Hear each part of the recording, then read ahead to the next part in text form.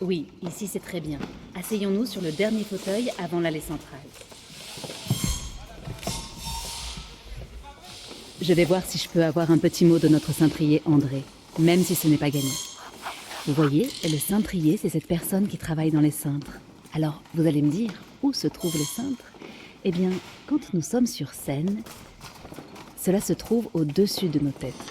Il faut aimer la hauteur. C'est un métier passionnant, mais qui demande de la précision, et surtout du calme. Il doit, comme on dit dans notre jargon, charger, qui veut dire descendre en fait, et appuyer, qui veut dire monter, des rideaux ou des décors, voire des appareils d'éclairage. Mais vous verrez, c'est beaucoup mieux quand c'est lui qui en parle. Par contre, il va aussi falloir faire attention. Il y a des mots qui sont interdits dans un théâtre. Par exemple, on ne doit jamais prononcer le mot corde. L'origine de cette superstition viendrait des premiers machinistes qui étaient d'anciens marins. On remplace ce mot par guinde ou boute. Mais pas de panique, ce n'est qu'une superstition. Aujourd'hui, la personne qui prononce ce mot doit payer une amende, qui consiste à payer un verre. Rien de bien méchant. André, je peux te voir une petite minute? Madame Poquino, c'est pas vraiment le moment, à vrai dire. Ce ne serait pas long. Pardon? Je disais, ce ne serait pas long. Je comprends pas. Attendez-moi, André, je monte. Voilà, c'est bon. André va bien venir échanger un peu avec nous.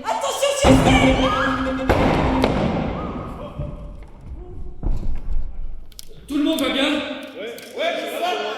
C'était quoi, ça?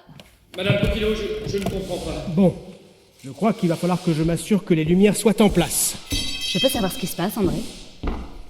Je ne comprends vraiment pas, Madame Poquino. Tout était en place. Qu'est-ce qui vient de tomber? C'est un élément du décor. Que vous aviez accroché? Je viens de vous poser une question, André. Oui. Mais je peux vous certifier que j'avais pris le temps de tout vérifier. Il faut croire qu'il y a un peu de laisser-aller de votre part en ce moment. Et laissez-moi deviner, vous allez me dire, vous aussi, que c'est certainement l'œuvre de Michel, notre régisseur. C'est une éventualité, en y regardant d'un peu plus près. Mais je suis sûr que sa superstition ne pourrait pas le déborder au point de faire ça. Alors vous serez d'accord avec moi que c'est une négligence de votre part? Impossible, madame. Et pour être honnête, je pense que ça va être compliqué de jouer ce soir dans ces conditions. Retournez au travail et essayez de faire preuve de professionnalisme. Ai-je besoin de vous rappeler que ce soir nous avons des invités de prestige? Tous les plus grands compositeurs ont les yeux sur nous. Albert Roussel, Jacques Ibert, Darius Milhaud. Vous entendez? Darius Milhaud. Et ce soir, le président de la République sera parmi nous. Alors on se réveille, André.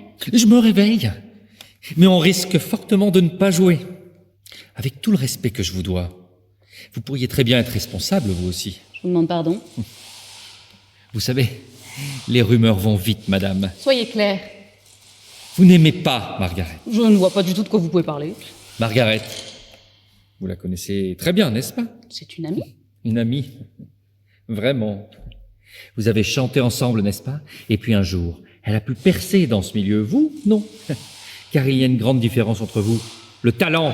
Je ne vous permets pas. Et aujourd'hui, vous la retrouvez ici, elle sur scène et vous en coulisses, dans l'ombre. Et ça, vous ne me supportez pas. Je vais vous demander de surveiller vos accusations, André. Avouez que vous avez du mal à le supporter. Elle est meilleure que vous. Et vous aimeriez qu'elle puisse commettre une énorme erreur ce soir.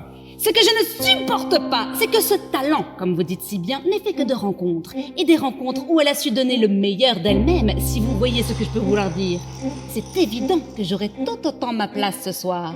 Alors, si elle a disparu, c'est peut-être enfin un éclair de lucidité qu'elle a pu avoir. Elle a peut-être compris en me voyant. C'est drôle. Comme ça peut vous mettre dans un état différent de ce qu'on peut imaginer. De toute façon, elle sera là. C'est une professionnelle. Elle a toujours été comme ça. Vous viendrez me voir après la représentation. Comme vous voulez. Veuillez m'excuser. Je crois que nous aurions dû se voir un peu plus tôt. Si vous voulez bien me suivre, prenons sur la gauche la porte numéro 4.